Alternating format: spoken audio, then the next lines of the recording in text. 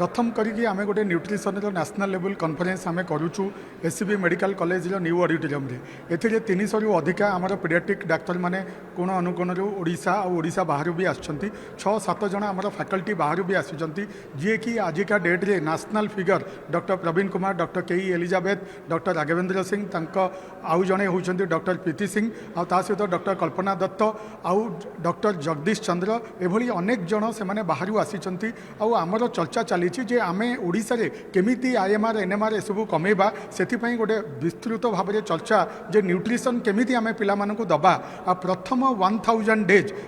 जेते दिन माँ पेटरे पिलाटी माने रहे से ही दिन ठू नहीं कि प्रथम 2 वर्ष पर्यंत से केवल माँ क्षीर दबा कथा 6 मास पर्यंत 6 मास परे कम्प्लीमेंटारी फीडिंग ता माने सेमी सॉलिड खाद्य घर तैयारी करके ताकू दिया जिबा दरकार यही समय आम मन रखा बटल फीडिंग करवानी कि आम डबा क्षीर दबानी आ घरे जहाँ तैयारी होची ताकू आम दबा पिला को पिला भलिया आम देखा आजिका दिन में आपण मैंने जानते जे केमिति प्रादुर्भाव बढ़ी चलती आपणकर जो आपण स्क्रीन टाइम मोबाइल धरईदेवा कि टैबलेट धरईदेवा से विस्तृत भाव खराब जिनस एमती अनेक आलोचना आज है तार जो फलाफल है यहाँ आम पेडियाट्रिक डाक्तर माने क्लिनिक रे जगार से निश्चय ए मानवे